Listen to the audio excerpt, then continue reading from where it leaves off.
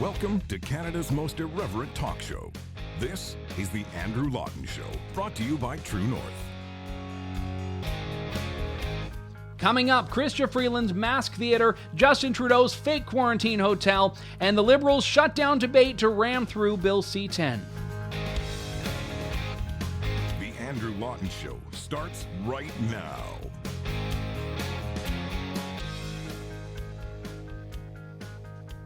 Oh, I didn't know we were on. Hang on.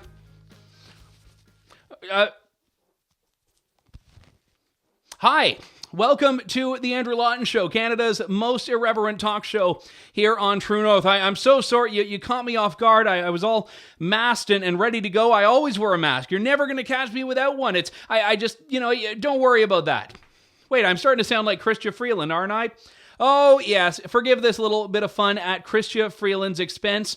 A couple of times now, she's been caught just putting on a mask at that exact moment when it is politically convenient for the sake of optics to do it. The first was this little video clip of a press conference.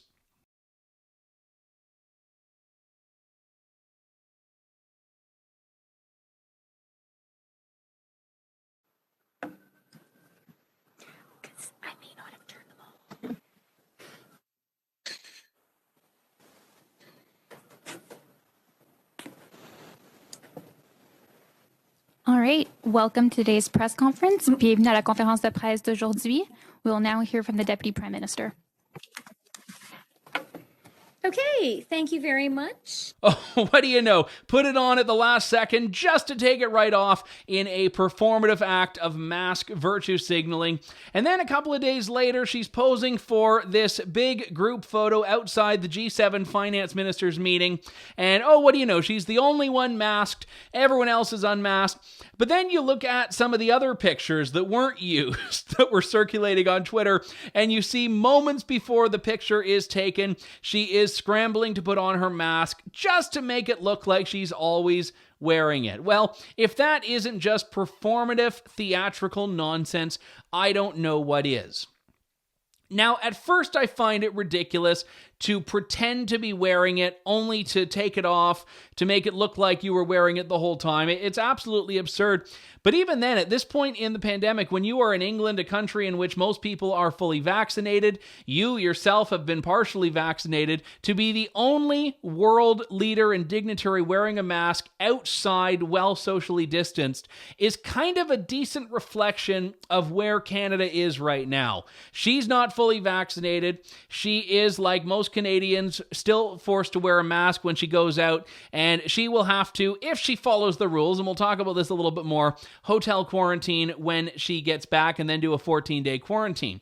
So the Canadian inferiority as far as the COVID situation compared to elsewhere in the world was on full display when Chrystia Freeland posed for that picture. And you see her in other photos from the G7 and other footage when she's meeting with her counterparts and her colleagues. They're all living life as normal. She is the lone mask wearer in a lot of situations. And this theatrical display with the mask is really not fooling anyone. And it actually makes me a little bit frustrated because it means that Canadian lawmakers are really hell-bent on creating this idea of a new normal that is very far removed from the old normal that we all been hoping our government would let us go back to. And even use the word let there sends a bit of a chill down my liberty-loving spine. And I know these are silly things to poke fun at here, and I've had a couple of people say, well, is this really the biggest thing going on? Is this the biggest thing to criticize the Liberals for? And it's not that it's the biggest thing. The point is that the little things tend to matter when they're part of a bigger pattern. And in this case, that pattern is the Liberal government gaslighting Canadians into thinking that this is a normal way to live and a normal way to behave.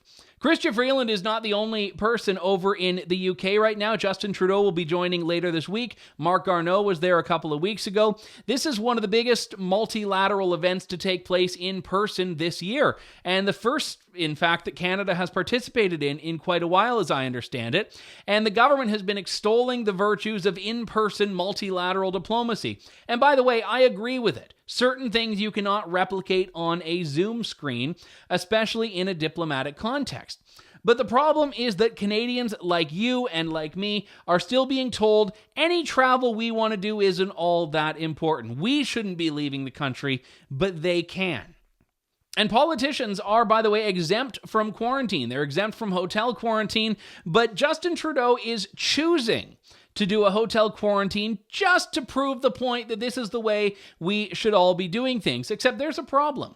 One of the restrictions the federal government put in place was to ensure that international flights could only enter the country through 4 airports. And it was hotels around those 4 airports, Toronto, Montreal, Calgary, and Vancouver, that had to be converted to these government-approved accommodations.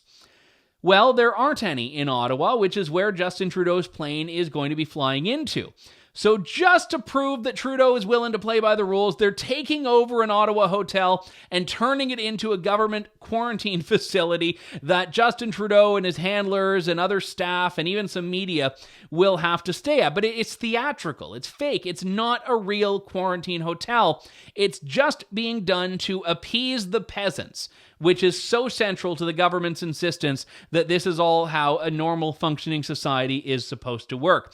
I want to talk about this with Michelle Rempel Garner, who says that the hotel quarantine in Ottawa is not enough. She joins me on the line now. Michelle, good to talk to you. Thanks for coming on today. Likewise, thanks for having me. So your motion, which you put before the House of Commons, was to force Justin Trudeau and his delegation to quarantine at one of his designated hotel quarantine sites that every other Canadian's been subjected to, rather than this special Ottawa hotel arrangement that's being set up. When push comes to shove, why does it matter if he's going through the motions and quarantining in a hotel upon return? Oh, let me count the ways, Andrew. First of all, there are tens of thousands of Canadians who are separated from loved ones by border restrictions, and they can't afford the quarantine hotel system, number one. Number two, there have been reports of sexual assaults at these hotels. There have been reports of COVID-19 outbreaks, and the government's own panel of scientists has said that this program should be scrapped. So, the elitism of, well, I'm not going to stay at the regular hotel. I need to shut down an Ottawa area hotel to do this it's ridiculous. It's theater at the taxpayer expense. And I just think it's probably one of the most bourgeois things that he's done. I had the department officials at Health Committee today. I encourage you to have a look at that. I asked a couple of the deputy minister level folks, well, what's different about the Prime Minister's security as opposed to a woman who's allegedly been sexually assaulted at a quarantine hotel? And their response was just so removed from reality and actually disgusting. The Prime Minister should not be traveling if he's not going to stay at a quarantine hotel like everybody else, or he should scrap the program, which he should have done a long time ago. Yeah, this is the government that famously said back in 2015 when first elected that it was going to be evidence-driven, unlike those conservatives. We're going to listen to the evidence and listen to the science. And time again, when the so-called science doesn't align with their policy objectives, there's always a reason for why they aren't following it. And this report that came out a little while ago is a great example of this. The government's given no concession that the report might be valid, even though they were the ones that put it together. They've just been downplaying it and talking about all the reasons why, well, we'll take it into consideration. It's just an interim report, when it says the hotel quarantine simply doesn't do anything. Yeah, great points, and a few things to build on from that. First of all, I've heard rumors from a few well-placed sources that the government was actually in possession of that report for a long period of time, that they actually renewed the hotel quarantine program while being in possession of that report and sitting on it. I think that's something that needs to be looked into based on what you just said, that the government isn't making science-based decisions. And just furthering that, I have asked department officials numerous times to publish data that shows that this quarantine hotel system is better at preventing the spread of COVID than any number of other options, including at-home quarantine.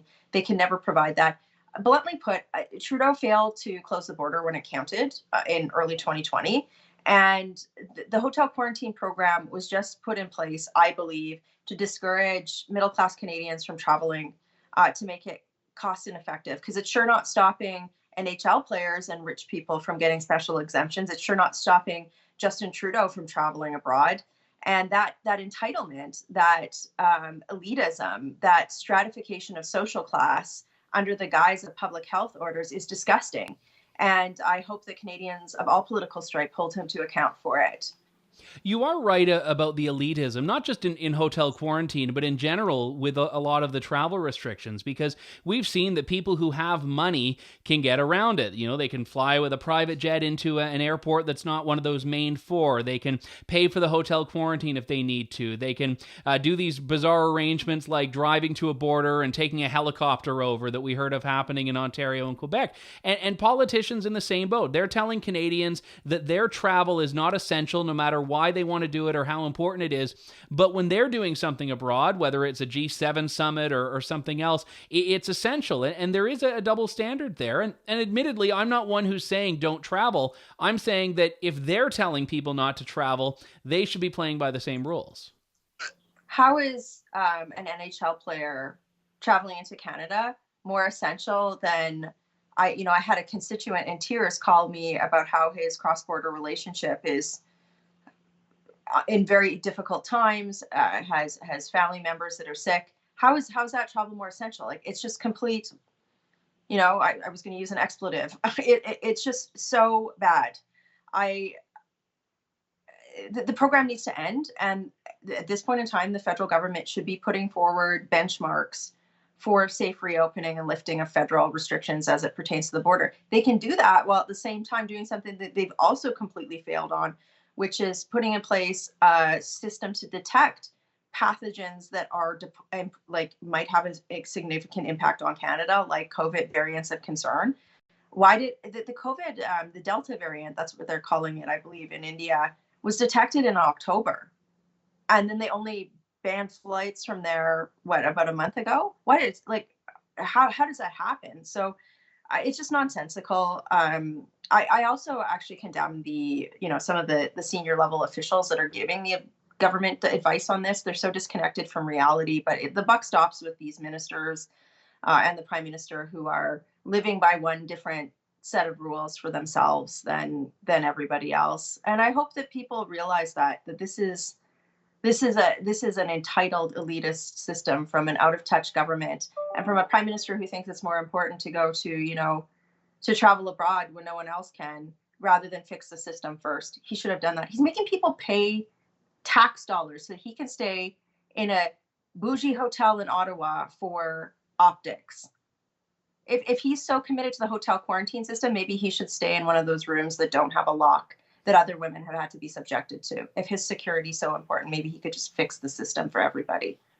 Very well said. Conservative health critic Michelle Rempel, Garner. Always a pleasure. Thank you, Michelle. Thank you. I want to turn from the political side of this to the legal side of this. Last week, I was tied up for 3 days. I say tied up. I enjoy doing it, and I wasn't nearly as tied up as the people that were actually participating in the Zoom call, but in a federal court Zoom hearing, as the constitutionality of the hotel quarantine was being challenged, there were a number of applicants, most of them represented by the Justice Centre for Constitutional Freedoms, but our friends at Rebel and Keean Bexte were also putting their claims forward, arguing that this federal hotel quarantine program is not constitutional, and also basically that it doesn't work. The effectiveness or lack thereof became very central to the hearing as well. I want to bring in Sayeh Hassan, who is a lawyer with the Justice Centre for Constitutional Freedoms and was one of the 2 primary litigators on this case for the JCCF. Sayeh, thanks for coming on. Great to talk to you. Thank you so much for having me. Now, we've seen an injunction on this question before. This is really the first time that in a full hearing on the merits, we've had the constitutionality of this attested, isn't it? That's correct. Yes, the Justice Center brought an injunction hearing where we were not successful, but the judge found that there were serious issues to be tried when it came to Section 7 and 9 of the Charter, and then we were able to have the full hearing on the merits of our Charter arguments. The premise of this program, I know I've talked about it on the show in the past, is that in January, the government of Canada said, we've got all these variants coming in, our travel measures that we have in place now aren't working, so we're going to force anyone who comes into the country by air to stay in a hotel near the airport for 3 days to get a test, and then at the end of that 3 days, they can continue on home and complete their quarantine. What's really the basis of your arguments, and what is it that your applicants are actually fighting for? We were challenging quite a few of the charter sections, but really the main area is the detention. So under Section 7, we have the right to liberty and security of person, and under Section 9, we have the right not to be arbitrarily detained. And really the focus was on the fact that people that are forced into these government-mandated hotels, they're being detained against their will. They are not going there voluntarily. And of course, we raised the issue that once you're detained, you're entitled to speak to counsel, which is also a right that is being violated during these quarantine hotel when this is going forward. So those were some of the issues that we raised. I was tuned in for the majority of the hearing, and at one point, the federal government's lawyer was saying that, well, it's not arbitrary because everyone is getting it everyone's subjected to it, and you have people that are coming into the country that know this is going to happen. Is the government admitting that this is detention when they make that argument, when they just focus on the arbitrary part? No, I don't think they were admitting any part of the detention. In fact, they argued that it was a frivolous argument. But the argument, there's two parts to detention. So first, you have to actually either be physically or psychologically detained. And we argued that once you're at the airport and you're being mandated to go to these quarantine hotels and or the quarantine facilities, you are detained. And then the second part is that it has to be arbitrary. And the arbitrary argument, there's quite a few arguments to it, but one of them is the fact that there's only a small number of people actually who are being subject to the quarantine hotels. 75% of the international travelers who come to Canada are completely exempt from the quarantine hotel. So their focus is only on 25% of the international travelers. That in itself, we argued, was arbitrary. The fact that the land travelers are being treated differently than the air travelers, those types of things make the detention arbitrary. At one point, when you talk about how few people of overall travelers are subjected to this, one thought that comes to mind is that a lot of people are simply not traveling because they don't want to be subjected to this. And it seems as though the government has put in place a lot of these measures, not because the measures themselves work, but because they're trying to make travel so convoluted and so costly for people that they don't do it. They're trying to discourage travel, it looks like. And if that is in fact the case, that's not a selling point on a constitutional defense for the government to make, because as I understand it, any limitation of constitutional freedoms has to be very pointed and very directly tied to the policy objective, which if it is just a part of discouraging it, it really isn't tied. Well, the government is arguing that the reason for these measures is to limit the importation of the variants. But you're absolutely on point, and one of the other arguments we made was the Section 6.1 argument, which is your charter right to enter Canada freely and be able to leave freely. And when the government puts in place measures that prevent people from traveling or makes it difficult for them to come back, that violates their charter rights under Section 6.1, because the measures are very restrictive and while they allow people to enter, it just makes it a lot more difficult. And they argue that that was also against the Section 6.1 of the Charter.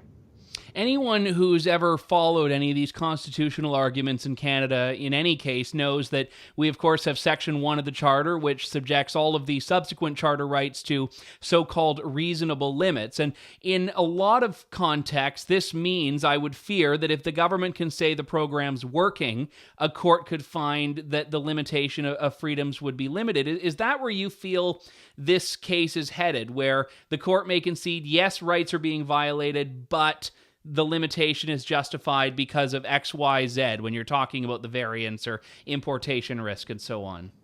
Well, we're hoping the court will not find that they will find that these limits are not justified under Section 1, but that's probably where things are going to turn. And we were before the Chief Justice Crampton, and he was actually very concerned about the evidence, and he was asking the Crown where's the evidence for this and where's the evidence for that? So he was very alive to the issue, and I take comfort in the fact that he was asking questions and he wanted to know where the evidence was.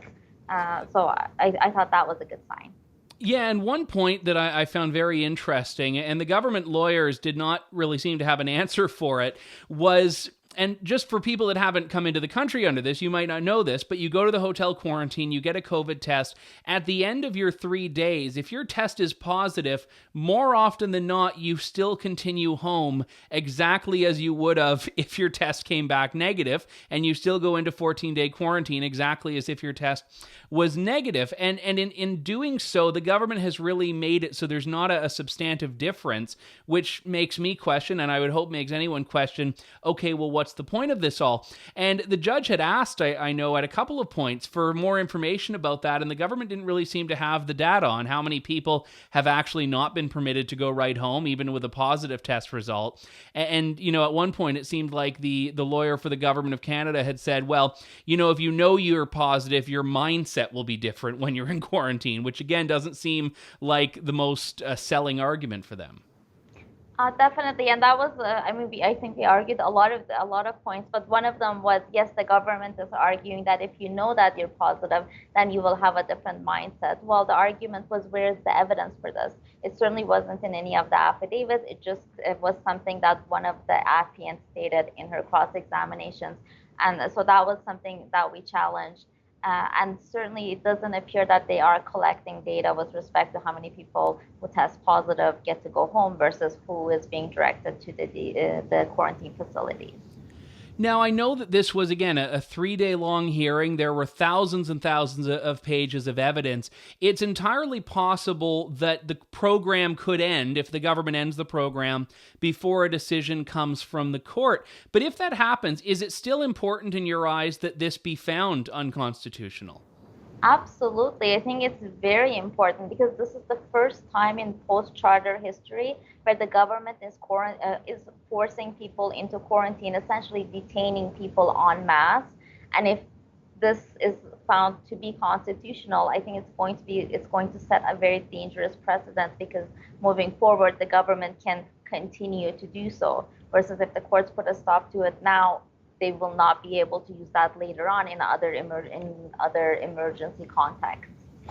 Yeah, and this is, I think, a very important point, Sayeh, because we know that, yes, this is a once-in-a-lifetime problem that we're dealing with now. We certainly hope as far as COVID, but the very nature of the circumstances under which governments wish to suspend liberties, which is situations of emergency, are the circumstances in which it's most important to preserve and protect liberties. I mean, the right to enter the country without detention is, for the most part, not a right that is challenged on a day-to-day basis under normal circumstances. So this idea that an emergency is a trump card that you can use to suspend the charter is simply not accurate and very dangerous of a presumption by the government, I'd say.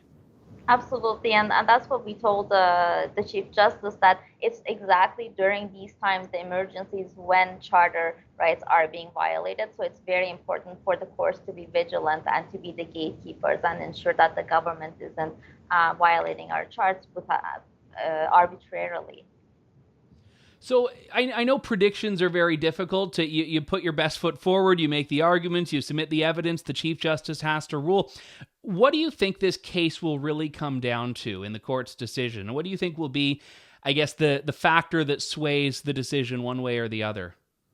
It's really hard to tell, and I really can't predict. But what I can say is that the Chief Justice was listening. It was very clear that he had read everyone's material. He had marked things up. He was asking a lot of intelligent questions, and he did tell all of us that he was going to review all of the affidavits and the evidence in detail, and that we had given him a lot to think about. So I think that's what we can ask when we're having a hearing, to have a judge who listens and who takes notes and who asks questions, and I think that's always a positive sign. Sayeh Hassan, lawyer with the Justice Center for Constitutional Freedoms. A very big week last week with 3 days in federal court arguing for the end of the hotel quarantine plan. So I hope you were able to get some much needed and much deserved rest afterwards. But I appreciate you joining me today, Sayeh. Thank you. Thank you for having me. That was a very important case. And it's funny, after I was live tweeting a lot of it, I had someone respond and say, is the judge going to come out with a decision today? This was on Thursday after the case had wrapped up. And I said, I certainly hope not, because if the judge is coming out with a decision after, 3 days of nonstop arguments and thousands of pages of testimony, that means he hasn't really thought things through all that much. So if he just comes back and says, no, it's no big deal, I don't quite want that to happen. But it is going to take a while. And like I said to Sayeh, it is entirely possible that the decision will come back after the hotel quarantine plan is already dead. And I hope so. I would love to see the government kill this program imminently without needing a court to tell them it's unconstitutional. But the caveat there is that it is still important to put on the record that lack of constitutionality, because we see this with the pandemic. Every single measure that governments have imposed, because of court backlog, because of all the fines that are being challenged, the laws that are being challenged, all of this, there have not been many opportunities to actually have these full constitutional hearings in court. So the idea that the government just has all of these measures they're doing that are untested, and when the next emergency rolls around, they do them all again, and no one's challenging them because they are moot, as they say, because, the pandemic's over, it's not a big deal. We need to make sure that we put in place the jurisprudence to prevent governments from seizing these rights and freedoms without opposition the next time something comes around that makes it tempting for them to do that. So my thanks to Sayeh Hassan and also to the Justice Center for Constitutional Freedoms for putting this forward. We've got to take a break. When we come back, more of The Andrew Lawton Show here on True North. Stay tuned. You're tuned in to The Andrew Lawton Show.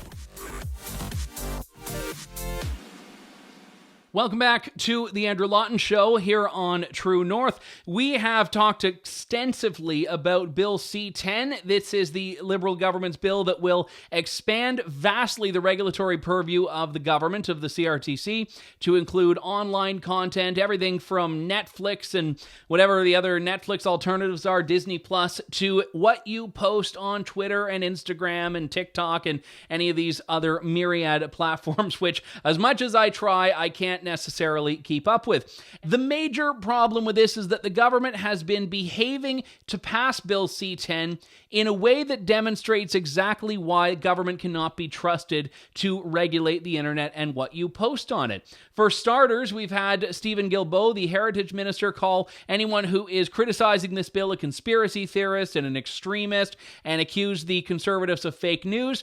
And then you have the unwillingness of the government to entertain debate on this. We're talking about a very sizable bill, a very significant bill, and a very complex bill. And the Liberals want to ram it through before the summer, even at the cost of debating the bill more extensively. This is exactly what happened in the House of Commons this week. The Liberals, backed by the Bloc Québécois, passed what can be best characterized as a gag order on Parliament, cutting short debate on Bill C-10 so that they can just get on with it and get the bill passed before the House of Commons recesses for the summer in just a couple of weeks' time. Now, this is something that the Liberals are no doubt couching as just, it's a procedural matter here and there, but they are trying to stifle and shut down debate. They know that the longer Bill C-10 is debated, the more Canadians will see exactly why it is that the Liberals shouldn't be trusted to regulate the internet.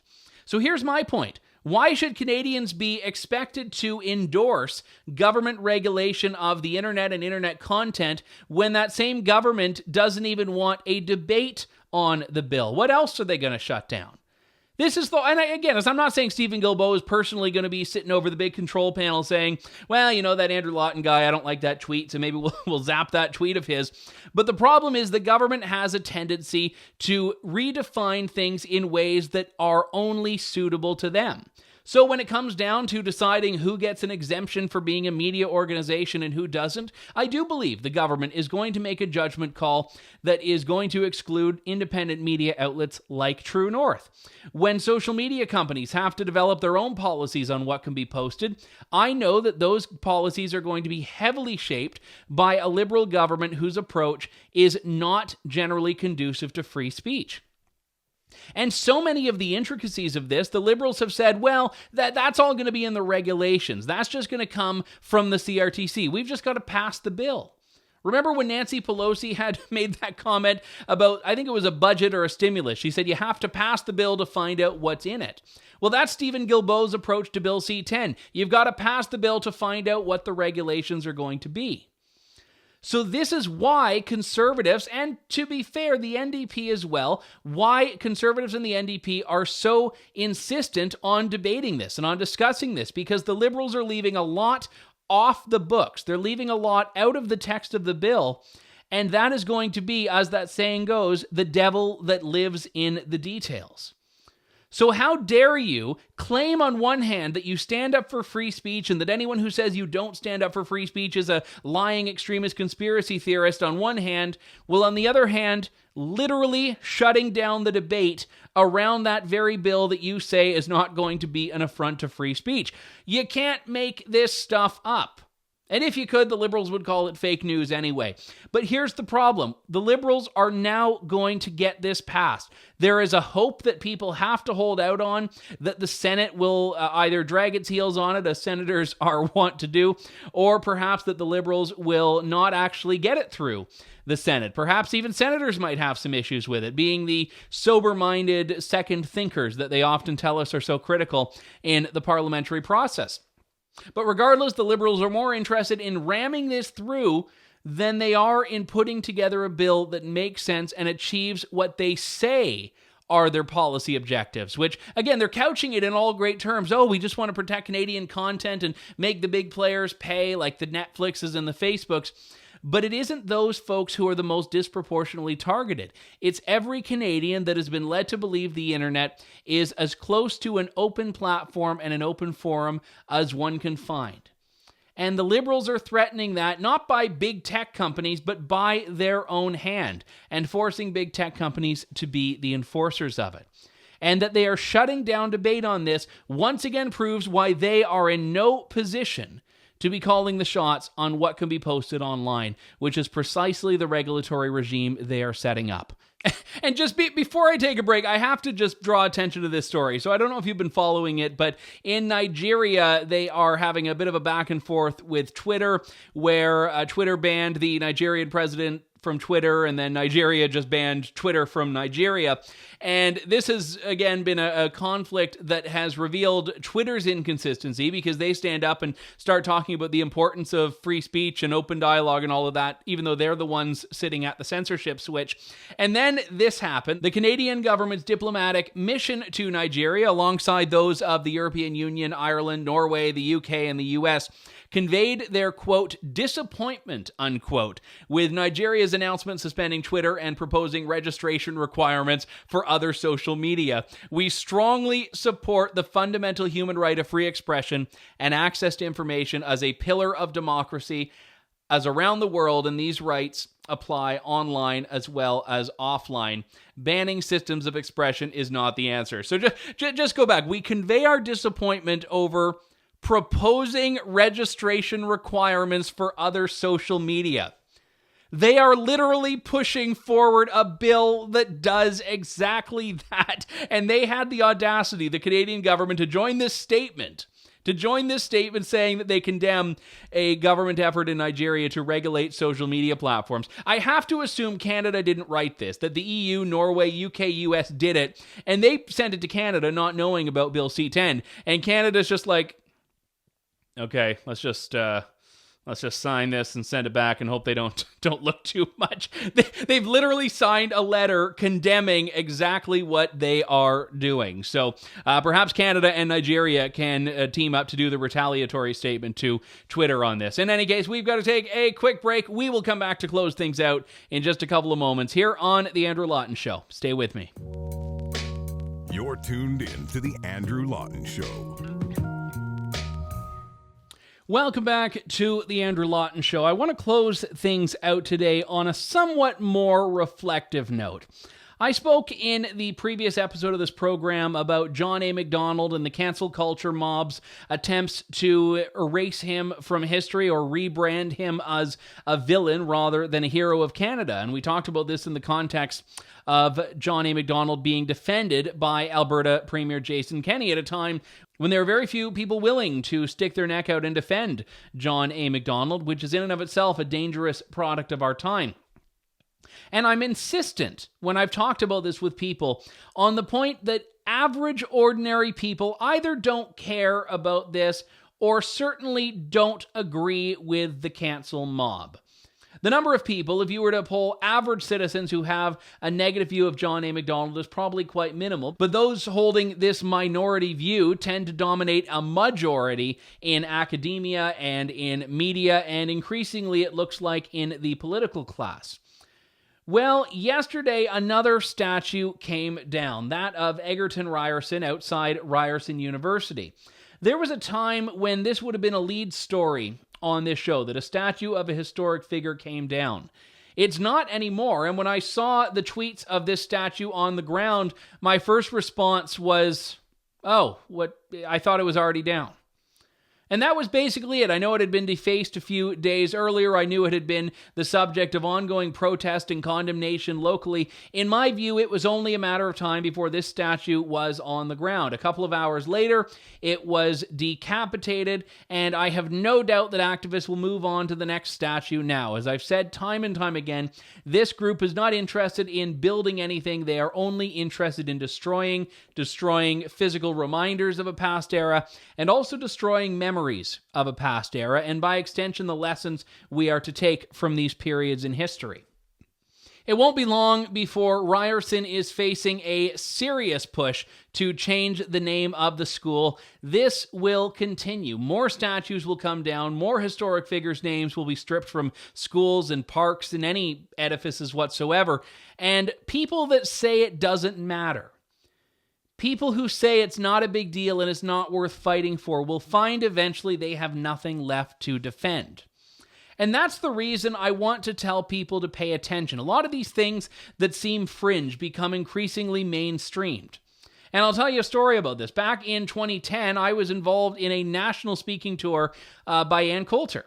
And at the time, the campus mob mentality was starting to ramp up, as you may remember from that pivotal moment in Ottawa University when Anne was supposed to be speaking, and protesters had kind of taken over and made it so dangerous that Ann Coulter could not safely proceed with the talk, and it had to be canceled.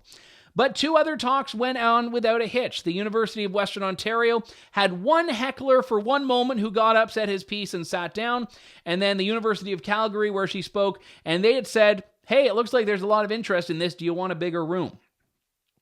And that was free speech. People that didn't like it could boycott it. People that liked it could go there. And people who are curious could listen. That event would not happen in 2021, and there was a run for a couple of years before in-person events were prohibited, at which point, if a speech went on without being interrupted, that became newsworthy. But a speech being canceled, a venue being shut down, a fire alarm being pulled, these stories were no longer news. And all of the people that said that wasn't the hill to die on, well, now it's statues. And if you don't stand up for statues and history and historic figures, it will move on to something else. And a lot of people in politics and media and academia who don't believe this, but are too afraid to speak up. You have to get over it and speak up, because the mob that seeks to destroy, to shut down discourse, to tear things down are never going to stop at statues. They will just move on to the next thing. And it seems like fewer and fewer people are willing to give them any opposition. And I'm not talking about armed conflict. I'm not talking about violence. I'm talking about ideological opposition. When these statues get taken down and someone says, we have no intention of putting it back up, you are saying that they are right. You are saying that they did you a favor, that you hadn't gotten around to taking it down, and they've done the duty for you. They should build it. They should build it better. They should build it in a way that makes it a beacon on the hill, because that is what Canada is, a product of its history. We've got to wrap things up. My thanks to all of you for coming on the show today. We'll talk to you soon. This is Canada's most irreverent talk show. Thank you, God bless, and good day to you all. Thanks for listening to The Andrew Lawton Show. Support the program by donating to True North at www.tnc.news.